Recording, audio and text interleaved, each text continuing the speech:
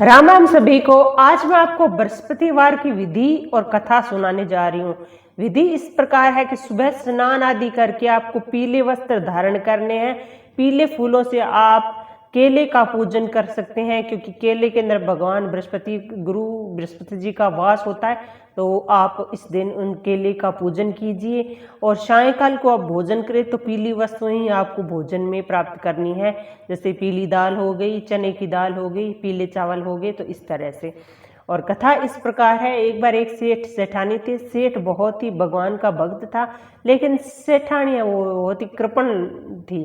तो वो जब भी कोई साधु घर आता था तो वो किसी को भी भिक्षा नहीं देती थी। एक बार साधु उनके घर आया तो उसने कहा कि भिक्षा दो। तो उसने कहा मुझे टाइम नहीं है, मेरे पास वक्त नहीं है और मैं आपको कुछ नहीं दे सकती हूँ और मैं घर का काम कर रही हूँ। तो वो साधु है वो खाली हाथ लौट गए।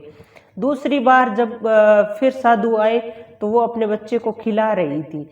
तो भिक्षा मांगी तो उन्होंने फिर कहा कि मुझे वक्त नहीं है, क्योंकि मैं अभी बच्चे को खिला रही हूँ। तीसरी बार जब वो फिर से आए, तीसरी बार भी साधु खाली हाथ जाने लगे। तो उन्होंने कहा अगर तुम्हारे पास वक्त होगा तब तो तुम मुझे कुछ खाने को दोगी।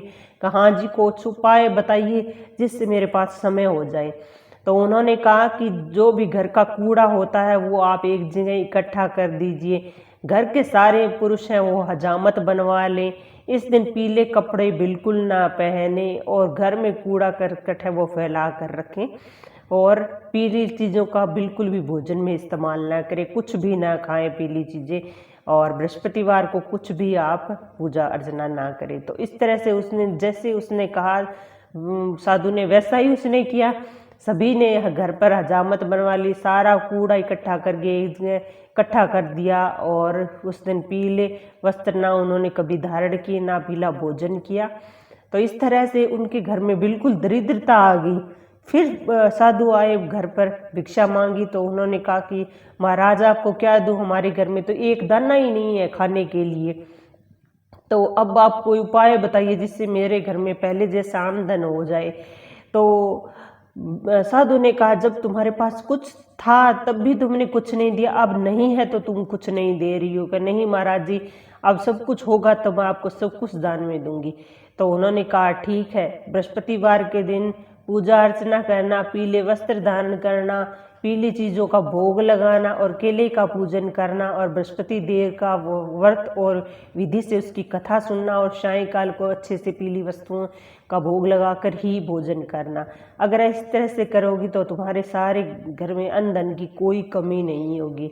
तो उसने वैसा ही किया, बृहस्पतिवार का दिन का व्रत करना शुरू कर दिया और उस घर में अन्न धन की कोई चीज़ की कमी नहीं रही। सातों सुख उसे प्राप्त होने लगे।